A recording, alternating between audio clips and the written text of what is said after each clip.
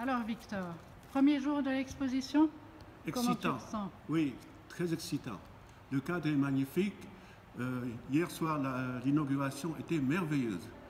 Et ce matin, on commence. On est prêt. D'accord, et puis on attend les premiers visiteurs. On attend les premiers visiteurs. C'est déjà passionnant parce que les premiers enfants sont là. Ils sont arrivés. Je les entends. Voilà. Et on attend vraiment la rencontre entre le public de Chichen, de Colombier et nous. Et voilà, et on Nous a sommes eu un premier petit café pour se donner du courage. Voilà, le café de bienvenue, d'accueil du vendredi matin. Voilà, Exactement. très bon café, de chaud de fond, c'est ça? Oui, je crois. Nicolas a oui, dit de chaud oui, de fond. oui.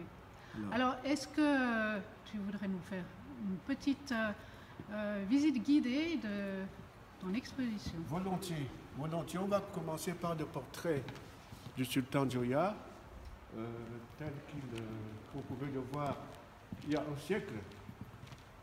Le voici, le sultan Ibrahim Joya, l'inventeur de l'écriture à Kaoukou, qui descendait de la lignée de la dynastie de Charé, comme on le voit sur le tableau, qui date du XIVe siècle, de la fin du XIVe siècle, de 1394. Voilà, et là on voit le château tel qu'il se présente aujourd'hui. Voilà. Et donc, il y a toujours des personnes, les sultans vivent toujours dans ce château. Oui, le château peut être visité aujourd'hui. Hein, il est tel qu'on le voit là sur la photo. C'est une photo d'aujourd'hui. D'accord. Qui date d'aujourd'hui. Et un sultan vit actuellement ici. L'actuel sultan, oui, s'appelle Ibrahim Bombon Joya. C'est lui qui nous a écrit la lettre qui a été lue hier soir à l'inauguration. À l'inauguration. Voilà. C'est un château qui est visité par le monde entier. Les gens, les cas de touristes arrivent tous les jours devant ce château. Et que disait cette lettre? Le sultan disait qu'il avait eu vent du projet d'exposition à Ichishan et que c'était pour lui un honneur et que c'était le lancement mondial de l'événement qui est le centenaire de l'écriture du sultan Joya, qui, comme on le sait, sera célébré en grande pompe au Cameroun, à Fumban cette année 2017. D'accord. Voilà. Alors, on poursuit la visite. On poursuit la visite. Ça, c'est un monument érigé à l'honneur, à la mémoire du sultan Joya. On peut le voir encore aujourd'hui comme ça. Voilà. Et la civilisation Bamoun était une civilisation qui était futuriste. Voilà un exemple. Ça, c'était le calendrier agricole tel que le sultan l'avait conçu. C'était dessiné par le roi lui-même. Un calendrier agricole.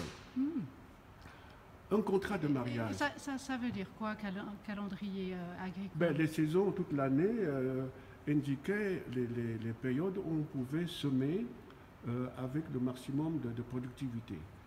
Ça avait été constaté et le roi a modélisé ça, a fait un calendrier tel qu'on le voit aujourd'hui. Ah, magnifique. Oui. Et là, c'est un contrat de mariage, un certificat de mariage au temps du roi Joya. Et donc, c'est avec l'écriture que le roi Joya Oui, ça, tout ce qu'on a voit là, inventé. c'est avec l'écriture à Kaoukou inventée par le roi. Et c'était à quel moment? C'était il y a un siècle. Il y a un siècle, Il y a oui, un c'est le siècle. centenaire, donc Oui, c'est le centenaire. à la fin du 19e siècle. Exactement. Ouais. Exactement. Alors on poursuit la visite. Là, le processus d'invention de l'écriture s'est déroulé en plusieurs étapes. Là, on voit plusieurs étapes de l'évolution de l'écriture. Le premier alphabet, c'était ça, à Kaoukou, qui comportait 511 signes. Le roi a senti que c'était beaucoup trop. Il a amélioré son écriture. On a là une deuxième écriture qui, au lieu de 511 signes, ne comptait que 437 signes. D'accord. Voilà, il ne s'est pas arrêté là. Il a poursuivi. On a là la sixième écriture, quasiment la dernière. La sixième et septième écriture, ce sont les dernières versions qui correspondent à la version moderne qu'on appelle l'écriture à Kaoukou. Et c'est une écriture qui a été utilisée, qui est encore utilisée? L'écriture a été utilisée pour civiliser, pour moderniser le royaume. Le royaume était devenu un royaume puissant, un royaume qui dont l'essor ne pouvait pas être arrêté s'il n'y avait pas eu cette colonisation européenne qui est venue non seulement arrêter ça, mais qui ont fait du roi un martyr, puisqu'il est mort en captivité de roi Njoya. C'est ça. D'accord. Et donc, au fait, l'écriture, elle ne s'est pas poursuivie. Elle a été stoppée net au moment de la colonisation. Au moment de la colonisation, d'abord allemande, il y a eu une entente cordiale entre le colonisateur allemand et le roi Njoya. Les deux autorités vivaient en symbiose, vivaient en partenariat, développaient le pays d'un commun accord. Quand tout à coup est arrivée la Deuxième Guerre mondiale, quand les Allemands ont donc été défaits, ont été remplacés au Cameroun par des Français. Les Français, les Anglais sont arrivés et comme la guerre se déroulait entre la France et l'Allemagne, eh bien, la France a très mal pris le fait que le roi Njoya vivait en bonne entente avec les Allemands. Et donc on l'a traité de boche, de collaborateur. C'est pour ça, en grande partie, qu'il a été jeté en prison, oui et non. D'accord. Et donc l'écriture a été utilisée par tous les habitants du royaume Bamoun dont il était le sultan. Parfaitement, notamment par une certaine élite, mais l'écriture servait à moderniser le royaume. La constitution du royaume était rédigée. Il y a un livre de plus de 1000 pages qui est aujourd'hui exposé au musée d'Oxford en Angleterre, qui contient vraiment tout le génie de ce roi-là, vraiment tout le potentiel que le royaume dont le royaume disposait pour pouvoir non seulement développer le royaume, mais pour aller aussi au-delà. Le royaume était vraiment destiné à apporter à l'Afrique, dans cette partie, nous voyons là la situation du royaume, environ 8000 mètres carrés, dans le Cameroun. Il n'y avait aucune raison, sans l'arrivée des colonisateurs européens, que cette civilisation ne s'étende dans le reste du Cameroun, et même dans toute la région, y compris le Nigeria. On peut aujourd'hui penser aux gens littéraires qu'on appelle du chrony. Quelle serait l'Afrique aujourd'hui s'il n'y avait pas eu la présence des Européens qui sont arrivés pour arrêter la civilisation d'Amoun? On peut imaginer une Afrique complètement moderne qui n'aurait rien à envier à la civilisation européenne.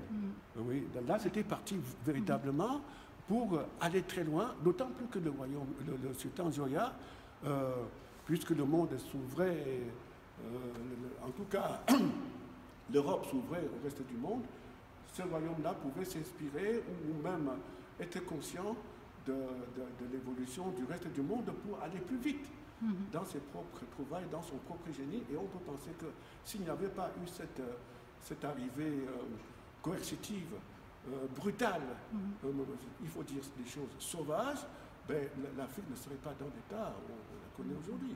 L'Afrique serait très moderne avec ses valeurs, avec ses pensées, conçues par ses propres enfants. Encore juste 2 mots sur l'Institut Ebena qui organise l'exposition et sur toi. Une petite présentation. Oui, l'Institut Ebena a été créé il y a une vingtaine d'années en France, justement pour faire ce travail permanent de prise de conscience pour que les Africains aient une meilleure perception des Européens et dans l'autre sens que les Européens aient une perception juste et équitable des Africains, qui ne soient pas des gens qui sont là toujours avec la main tendue, mais dans un esprit de partage, parce que l'Afrique représente une base considérable de valeurs encore inexplorées.